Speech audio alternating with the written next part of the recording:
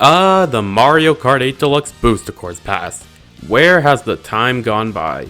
It feels just like yesterday when I just got out of my college exam and I went straight to my dorm so I could watch the Nintendo Direct on my laptop. And there it was. The announcement that Mario Kart 8 Deluxe, which was already a massive game as is, was getting a DLC that would be doubling the amount of courses. You have no idea how excited I was to see that the game would be getting new courses after all these years of nothing in the form of what's basically the Fighter Pass Mario Kart edition. What was even more exciting was the fact that this DLC would give us the ability to race on the city tracks from Mario Kart Tour. Courses that were once stuck behind the confines of your mobile phone and gotcha gimmicks. Now, despite the hype that came from not only me but everyone else for these new courses, it wasn't all sunshines and daisies. Huh, see what I did there? The biggest complaint that came from the Booster Course Pass at first glance was the visual presentation. Instead of being built from the ground up like the original Wii U version's DLC, the Booster Course Pass instead took the course models directly from Mario Kart Tour. While this does help save on resources, this also causes the DLC to look wildly inconsistent with the base game. Like, look at the grass and flowers in the base game versus the DLC. Look at the cliffs in the base game versus the DLC. Look at the buildings in the base game versus the DLC. This, along with the lack of anti-gravity, pretty much turned a lot of people away from the Booster Course Pass. However, I personally was what you would call cautiously optimistic. While I was also not a fan of the graphics, I was hoping that everything else about this DLC would make me enjoy playing it regardless. Come March 2022 and the first wave is finally out, and to my surprise, while there were some parts that were left to be desired, I overall had a nice time playing the first wave. Flash forward to now, and everyone is anxious for the day Nintendo drops the reveal trailer for Wave 5 of the pass. So I thought, while we're still sitting here waiting for the day Wave 5 comes out, why not take a look through Waves 1 through 4 and see what courses in them are the best of the best. So for this video, I'm going to be ranking all 8 tracks that came out in Wave 1 of the Booster Course Pass, the wave that not only revolutionized Mario Kart 8 Deluxe, but also Mario Kart as a whole. There is one little thing I need to mention before I start though. Subscribe to my channel, please. But anyway, let's do this. Let's rank Wave 1 of the Mario Kart 8 Deluxe Booster Course Pass. Toad! Toad's Circuit is... why? Let's just think about it for a second. Imagine Wave 6 just came out, so you decide to marathon through all 96 courses in the game, and you're having a pretty good time. You get down to the retros, and you're having fun playing them, especially the 3DS ones like DK Jungle, Music Park, Piranha Plant Slide, etc. You then finish the intense 3 sections of Big Blue, which you enjoyed every single second of, and then start the Booster Pass courses and...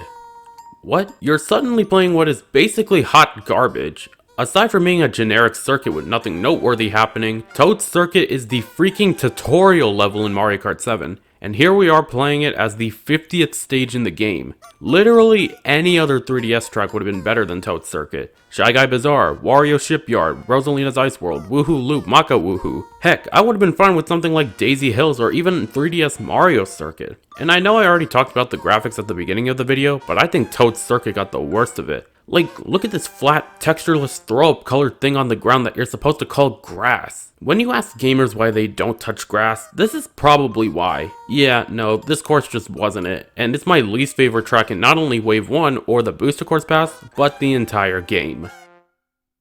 I have the power of God and anime on my side! Tokyo Blur. It's Toad's Circuit, again, but with multiple routes you can take now. And we're in Tokyo, in Japan.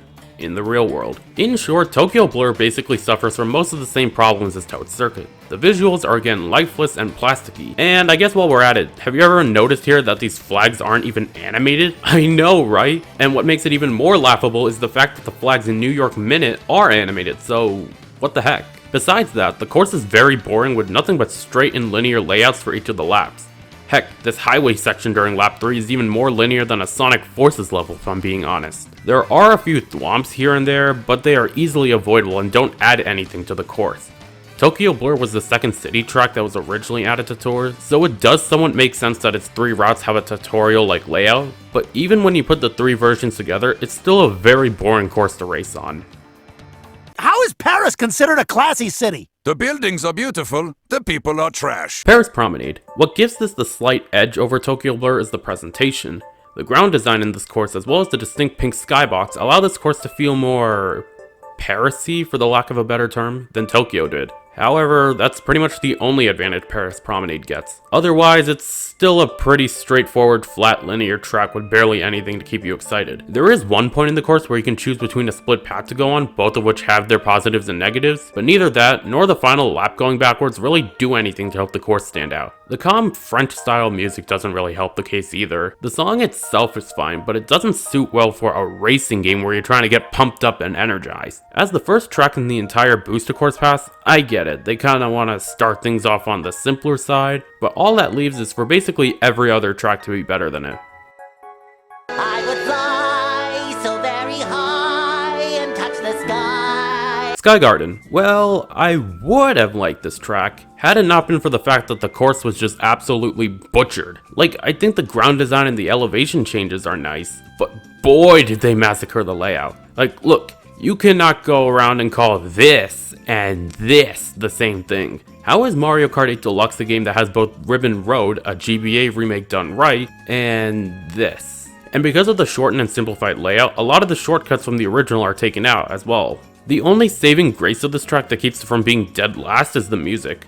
The remix of Sky Garden's music is my favorite song in Wave 1. After previous renditions of the song were things like synths and midis, hearing a fully orchestrated remix just brings joy to my ears. If there's any reason you'd see me choose this track online, it would be because I want to hear them brass instruments playing that nice, relaxing song. So overall, Sky Garden is weak as a track, but its music is what keeps bringing me back. Choco Mountain. This is pretty much the definition of an okay track. Compared to the previous courses, the visuals are somewhat nice to look at. While the layout is pretty basic, I like all of the major changes that were made to this course, like the cave section, the gliding section, and the fishbone fossils that you can see in the wall. The music arrangement is also really good. I love how they gave it a Wild West feel with that harmonica. The only real downside I'd say there is the ending with these boulders, because for the life of me, it does not seem like you can get hit by these boulders no matter how hard you try. Even when I stood right underneath the shadow of the boulder, it just wouldn't hit me for some reason. Even with that though, Choco Mountain is still a course that I ultimately think is just fine. You just got coconut mauled. Coconut Mall. I mean, is there anything you want me to say about it? It's freaking Coconut Mall. It's not every day that you see a race course taking place inside of a shopping mall. And need I mention the bopping music? I love Coconut Mall, especially considering that Mario Kart Wii was my third ever Mario game, so it kinda holds a special place in my heart. With that said though, why is this not number 1? Well, that's mostly because of how much of a downgrade the 8 Deluxe version is compared to the original. There are some changes I like these Super Mario Bros. Details along the walls, but the overall color scheme just doesn't sit well with me. They turned the escalators into slanted conveyor belts with arrows that make it way too obvious on which one to take. And they replaced the Miis in the cars with Shy Guys. And even weirder is the cars didn't even move until Wave 2 came out. However, while I'm not the biggest fan of this version of Coconut Mall, I do still find enjoyment in playing it. Race cars don't need headlights because the track is always lit. Shroom Ridge. Yeah, the visuals are once again kinda meh, and in all honesty, this was probably the most forgettable DS track in existence. In fact, I didn't even know this track even existed until the Booster Course Pass was revealed. And while it's not exactly the most memorable track out there, and the visuals aren't exactly the best, what helps this course stand out is the fact that it's basically the first course in Wave 1 to have any sort of difficulty. Having to avoid all the cars on these narrow, twisty, winding pathways makes it a more intricate traffic course than, say, Toad's Turnpike. Along with that, they added a few more shortcuts to the track. One of them is a glider in the middle of this open and otherwise useless field, and the other is a gust of wind over the cliffs, which I think are pretty cool additions. However, as cool as Shroom Ridge is, there's only one track in this whole wave that I think deserves nothing less than number 1. I want to be ninja. Ninja Hideaway. It's hard to believe that this was a track in Wave 1 of all things, especially considering how many qualities it has that make it similar to the courses in the base game. Large amount of alternate pathways and shortcuts, a sense of difficulty with all the sharp turns you'll be making, and a unique environment and atmosphere that makes it feel like the perfect way to end Wave 1. How did Tor just randomly peak one day with this track and then never do it again for any of the other new tracks? I don't know, but I'm glad Ninja Hideaway was here in Wave 1, otherwise this wave would have most likely been a flop in people's eyes that would have made them consider returning the pass. Is that even possible? Can you return DLC? But anyway, all of these qualities make Ninja Hideaway the best course in Wave 1, as well as one of the best courses in the whole Booster Course Pass. So that's pretty much my ranking on Wave 1. I guess to end the video off, I'll give my overall opinions on Wave 1 as a whole. While there definitely were some highlights like the inclusion of Coconut Mall and Ninja Hideaway, most of the tracks in this wave were just not it, like Toad's Circuit, Sky Garden, and the city tracks having very uninteresting layouts, and others like Shroom Ridge being chosen over more popular and interesting tracks. But the graphics were without a doubt the worst aspect of this wave. Seeing the stark contrast between these tracks that were released in 2022 to tracks that were made all the way back in 2014 is just so jarring and unnatural to look at. Luckily though, it seems like Nintendo caught on that people weren't fan of these lackluster graphics. After seeing what later waves, especially waves 3 and 4 have done, I just hope that one day Nintendo considers going back to wave 1 in order to update the graphics in order to make them consistent with the rest of the pass.